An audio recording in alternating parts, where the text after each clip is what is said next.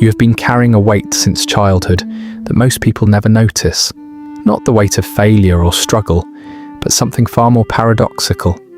The weight of being exactly what everyone needed you to be.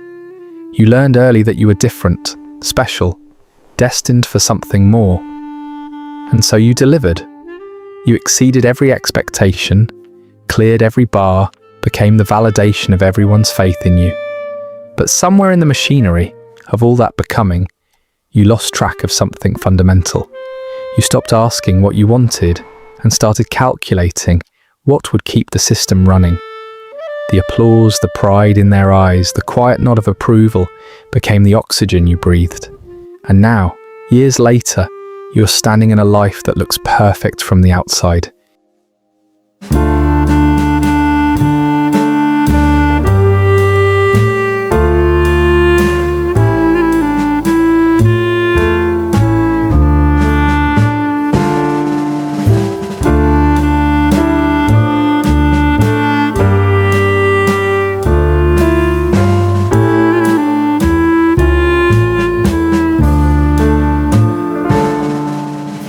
And you feel like a ghost. You're successful, capable, accomplished, and you're so profoundly tired. Not from the work itself, but from the fact that none of it has ever felt like yours. This is not imposter syndrome. This is not burnout. This is the Pygmalion Effect in its most insidious form. The phenomenon where high expectations do not just predict performance, they colonize identity. Psychologists have long understood that children who are consistently told they are exceptional begin to construct their entire sense of self around that narrative. Their worth becomes conditional, their value becomes transactional. They learn that love is something you earn through output, and failure is not just a mistake, but a betrayal of the people who believed in you. You internalize the expectation so deeply, it became your nervous system. You do not need external pressure anymore. You are the pressure. The tragedy is that it worked.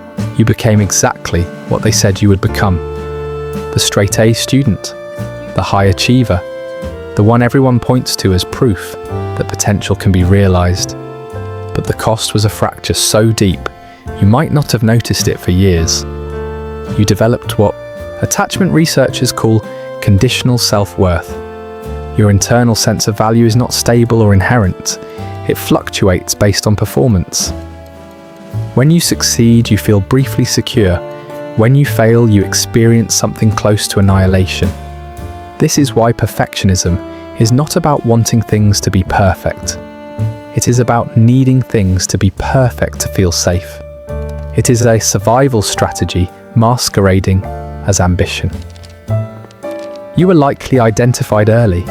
The gifted child, the one who learned quickly, who asked the right questions, who seemed to intuitively understand. Things other kids struggled with, teachers noticed, parents noticed, and they began to invest. Not in you exactly, but in your potential. They started shaping their identity around your trajectory. You became the evidence that their parenting worked, that their sacrifice meant something, that their choices were validated. And every time you succeeded, you saw the relief in their faces, the pride, the proof, and you learned that your job was not just to do well, it was to confirm their belief that they had raised someone extraordinary. So you optimized, you became hyper-attuned to what was expected, what would impress, what would maintain the narrative. You stopped taking risks that might lead to visible failure. You stopped exploring subjects that did not have clear utility. You stopped playing. Because play is inefficient. Play does not produce measurable outcomes. Play does not advance the story everyone is telling about you. You became a maximizer, constantly calculating the optimal path, the safest bet, the choice that would protect the perception. And the perception became more real than you were. The paradox is brutal. The more you succeeded, the more trapped you became. Every achievement raised the baseline. Every accolade meant the next one was expected, not celebrated. You were climbing a ladder that grew taller with every rung. and you could not stop climbing. Because if you stopped, if you stumbled, if you dared to be average, you would have to confront the most terrifying question of your life. If I am not exceptional, who am I? Your identity was not built on a foundation of inherent worth. It was built on a foundation of output. And output is unstable. Output demands maintenance. Output is never enough.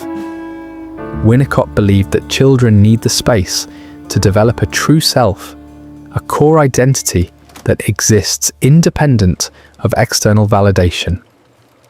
But when a child is constantly performing for approval, they develop what he called a false self, a polished, competent avatar that navigates the world while the true self retreats deeper and deeper inward. You became very good at reading rooms, at anticipating what people needed from you, at shape-shifting to fit the expectation. This is a skill, but it is also a disappearing act. Because when you spend your entire life becoming what others expect, you never develop the capacity to know what you expect from yourself. Your desires became foreign, your preferences felt selfish, your boundaries felt like failures. You looked at people who seemed to know what they wanted, who pursued things simply because they enjoyed them, and you felt a strange mix of envy and confusion. How do they know? How do they choose? The answer is they were allowed to fail without it threatening their entire identity. They were allowed to be mediocre without it shattering their sense of worth. They were allowed to explore, to waste time, to discover through trial and error. You were not. You were too valuable, too promising, too exceptional to risk on things that did not advance the narrative. So you specialized, you focused, you became very, very good at a very narrow set of things.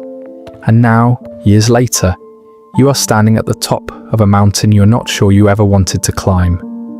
This creates a specific type of emptiness that is difficult to name. You are not depressed in the clinical sense. You are functional. You show up. You perform. But inside, there is a flatness, a muted quality to everything. The things that should matter, your achievements, your milestones, your carefully constructed life, they land like stones in water. They make a splash and then they sink. And you're left standing there, waiting to feel something that never comes. Neuroscience suggests that when we pursue intrinsically motivated goals, goals we choose because we genuinely want them, our brain releases dopamine in a sustained, satisfying way. But when we pursue extrinsically motivated goals, goals we chase because we think we should, or because others expect it, the dopamine hit is brief and empty. You get the achievement, but you do not get the satisfaction. You are running on a reward system that was never designed for your actual desires. The exhaustion compounds because you cannot stop. Stopping would mean confronting the void. Stopping would mean asking the question you have been avoiding your entire life. What do I actually want? And that question is terrifying because you do not know. You have spent so long being the answer to someone else's question that you never learned how to ask your own.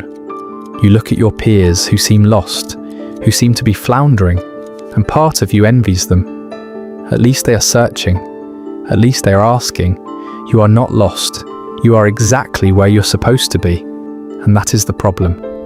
You followed the map perfectly, and the map led you to a destination that feels like nowhere. You start noticing the small rebellions, the projects you abandon halfway through, not because you cannot finish them, but because you realize you do not care. The promotions you turn down, not because you're not qualified, but because the thought of more responsibility makes you feel claustrophobic. The relationships you sabotage, not because they are bad, but because they require you to be seen. And being seen means being known, and being known means someone might discover that underneath all the competence there is just a person who has no idea what they're doing. You have been performing excellence for so long that you're not sure you remember how to be mediocre. And mediocrity, the permission to be average, to be enough without being extraordinary, starts to look like the only form of freedom you can imagine. Jung described this as the encounter with the shadow, the part of yourself you have been running from, the part that does not fit the narrative, the part that is messy and uncertain and human. For you, the shadow is not your darkness, it is your ordinariness.